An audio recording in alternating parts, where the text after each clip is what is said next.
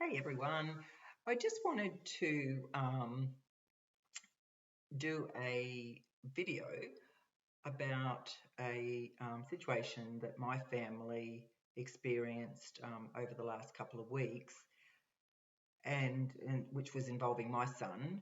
Um, and look, this is not about blaming anybody or blaming, support workers, but it is a situation that did come up and it did have a lot of fallout. And I thought, I'll do a video about this, which I'm sure could help a lot of people, particularly people that don't have any legal, um, structure in place. So if you're, the person that you're supporting, if they don't have the capacity to make informed decisions, then you might need to or want to have a look at applying for legal guardianship. This is what we have for my son. He's an adult. He's 24 and he has level 3 autism. So my son threw a wobbly the other day. He wanted to go out on this community participation. Um, and I simply said to one of his support workers that he wasn't able to do that because there wasn't enough funding. So he was allowed to do it, or could do it 3 times a week, but he wanted to do it every day. And I just explained, look, we've got a lot going on at the moment, not enough funding. You know, would you be happy with 3 days? He wasn't. So he chucked a wobbly, as I said, and he said to his support workers that he was sick of not being able to make his own decisions. Um, that he feels like people are controlling him, etc., etc. Now, we think this is wonderful that his support workers listen to him. However, they are certainly untrained around this issue and they contacted their management. Management suggested that he write a letter, which he can't write. However, they helped him dictate this letter and they got him to sign it. This was submitted to his support coordinator, and his support coordinator thankfully know us as parents and they know that we're not controlling. They know that we have my son's best interests at heart and they know that he doesn't have the capacity to make these sort of decisions. While that was okay for us in that part of the story, um, it still had a lot of fallout. So, and I will talk about the fallout in a minute. Um, so, if you don't have legal guardianship or enduring a power of attorney in place, if your person is being supported by a support company or some other sort of provider, and they do voice their concerns or they voice an opinion or they, say to an untrained person, I'm sick of being controlled, I want to be able to make my own decisions. If you don't have this in place, you don't have a leg to stand on legally. So that's something you might want to look at just to avoid, look, a lot of trouble. Well, not so much trouble, but a lot of problems for both yourself as a family, but also the person that you're supporting. Um, so, a legal guardian are not just parents or people that people see that are overprotective. They're actually people that have been put in place in a legal process through QCAT um, that have been investigated and have been deemed fit to oversee the parts of the life of the person that they're supporting that they can't oversee for themselves. And that could be, financially, where an administrator's been appointed through the public trustee. So you may be their administrator for their finances. It could be over their health. It just depends. It's a very it's a very personal process. But my advice or my suggestion, not my advice, would be to have a look at that process if there's any fear of this happening to your family. So, and this is not just about things that are simple everyday things about what somebody's deciding to wear, or what to eat.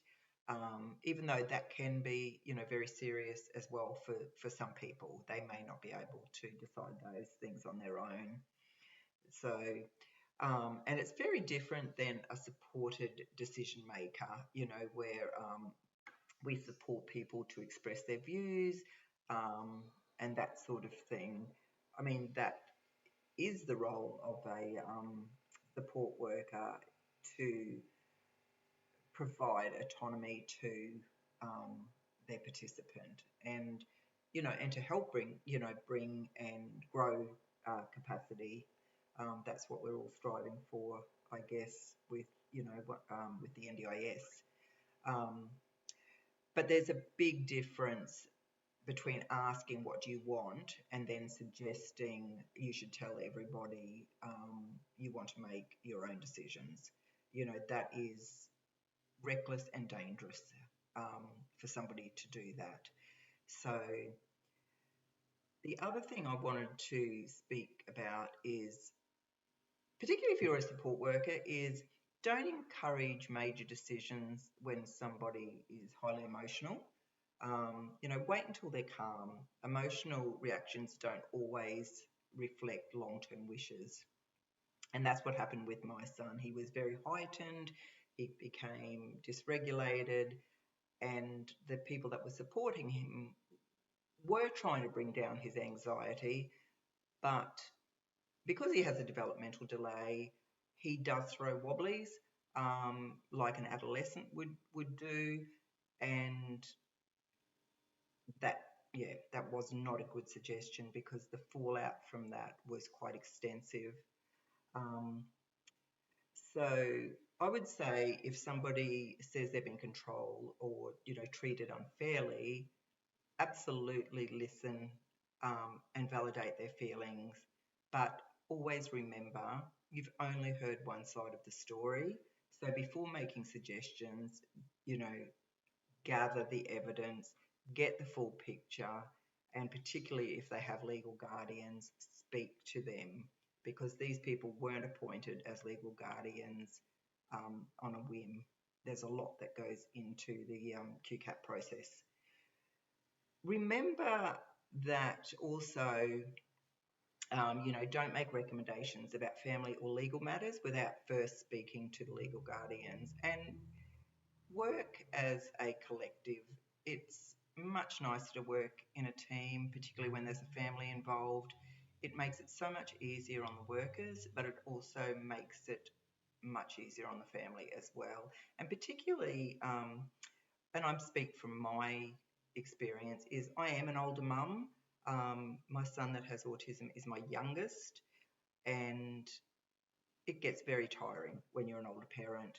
So it's great to have a team that is on your side. They know your family, um, and they're working in the best interest of your loved one.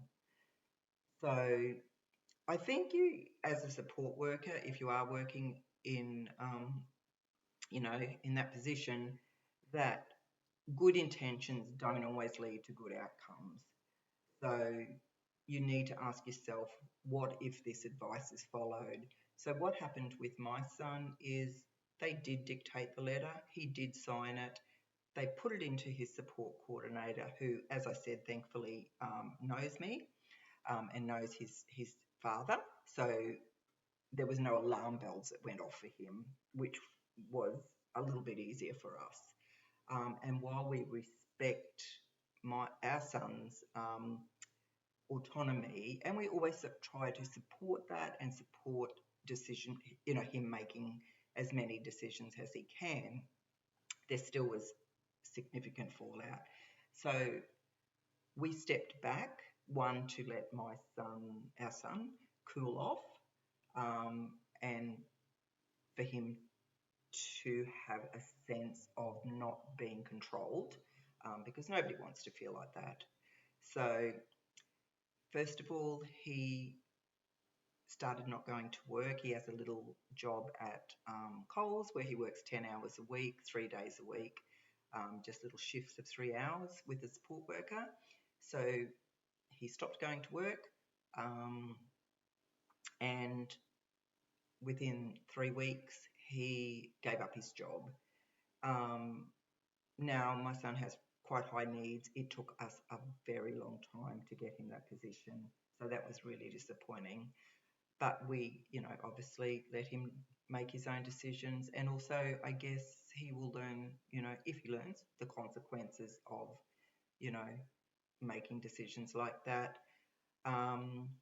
He lost his daily routine. He started getting up, lunchtime, which is not good in his case, because he wasn't eating properly.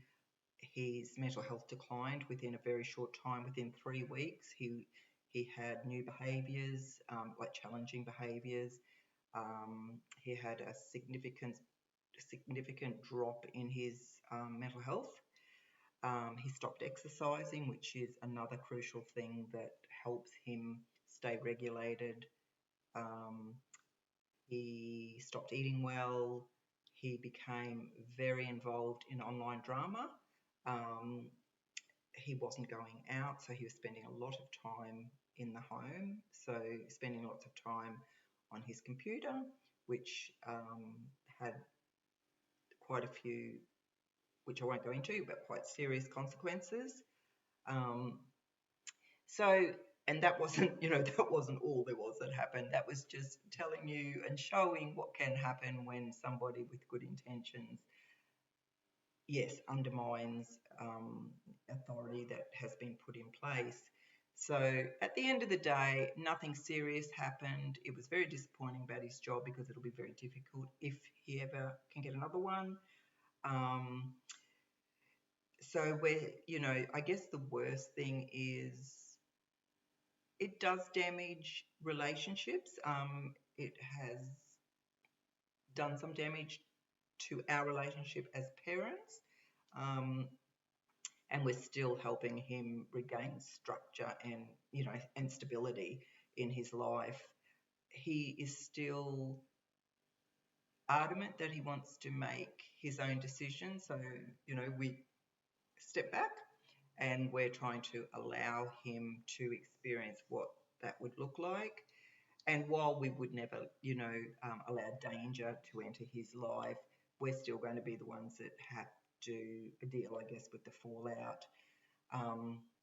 So I hope this wasn't, too long-winded, but I think it's a really serious thing, or it can be quite serious if, legal guardianship is not in place. Don't think that, just as concerned, responsible parents, that you have a right, because you don't. Once somebody turns 18, if there is nothing in place, you have no right. Excuse me. The other thing that can happen, and this is quite a serious thing, is you can also have your loved one could turn around and say, I don't want mum or dad handling my finances anymore. And then, you open up a whole new can of worms. That means people, if your person can get into their own bank account, that means that they can show other people how to get into it. A company could overtake your NDIS funding. And if that happens, yeah, it's just downhill from there. Look, I hope this has given people the incentive to have a look at their own, structure of their family and of their loved ones, and yeah, have a little think and learn from our situation. But yeah, I mean, I think some good can come out of this as well because nothing serious happened. I think growth, capacity building is something that, some good that can come out of it. But yeah, I think that's, yeah, sort of says it all. But just remember that if you are a support worker or a company that provides support, that your words can carry weight and it can have really quite serious consequences for a participant or for their family. So something to think about. And until I talk next on my next video, have a great week. Okay, bye.